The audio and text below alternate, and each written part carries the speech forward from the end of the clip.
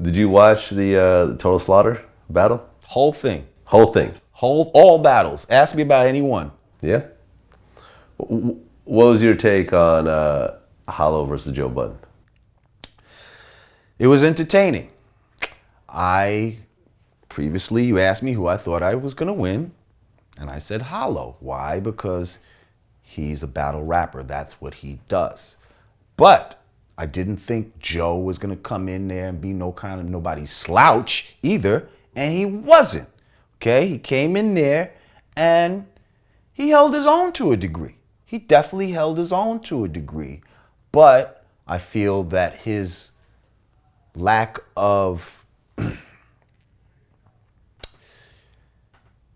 just lack of repetition in the space, just the lack of battles under your belt, the way these guys have, hindered him.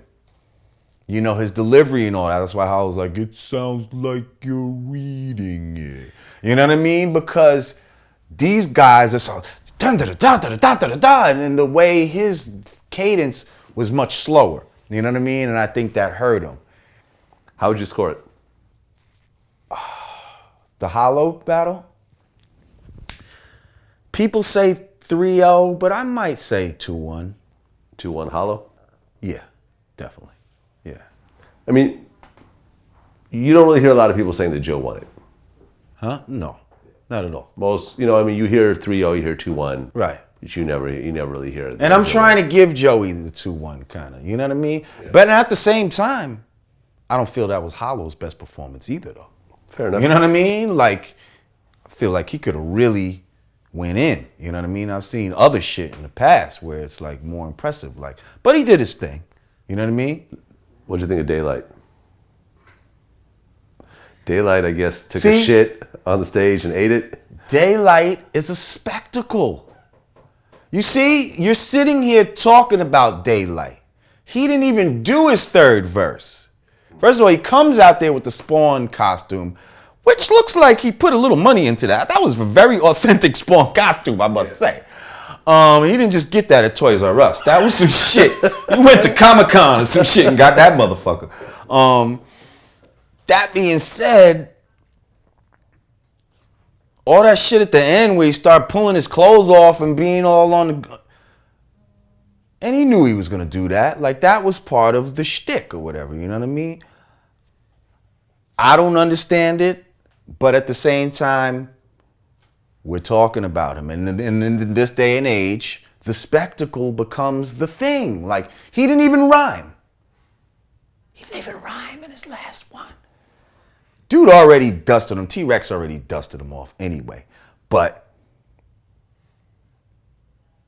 that was just... yeah, that was some other shit. But I understand his strategy, and it's working for him.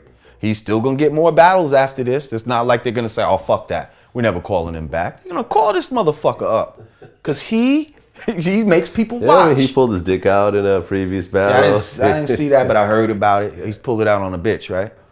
Yeah. On a girl? Yeah. I think the most entertaining of the night, though, was Arsonal. I thought he was the most entertaining. That Murder Mook and Lux was kind of sad, like, you know, because he definitely 3-0'd Lux on that. And people say that. Yeah.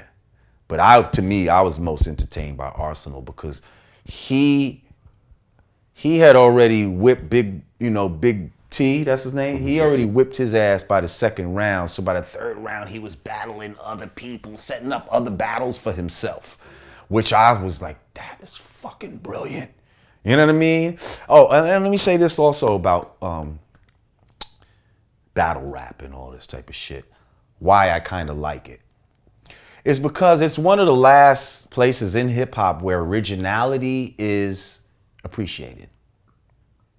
Like, if you think about it, like, another motherfucker can't go in there and steal another motherfucker's tagline. Here I am in another nigga's face. And you know what I mean? All that type of shit. There's nobody else can do that now. That's homeboy shit. You see what I'm saying? But yet these rappers could come out here and they can all wear the same skirt. They can all rhyme off the same beat. They can all have the same cadence and flow and all that type of shit. Whereas In this shit, you got to be witty, you got to be lyrical, you got to be actually thinking about some shit. You got to make other people think. You know what I mean? And you can't recycle a bunch of shit. You'll get booed. You'll get booed. So although this new battle rap is different than the battle rap, I came up on, which involved music being played too. This is almost like glorified spoken word to me, but I'm not mad at it. You know what I mean? This is like hip hop spoken word because, some of us appreciated spoken word, the creativity of it, but there was a lot of soft shit in there and a lot of, she, foo, let's drink some tea. Well, attitude. When Talib Kweli kind of came out, him and Mos Def kind of came up in the spoken word. Right. Kind of.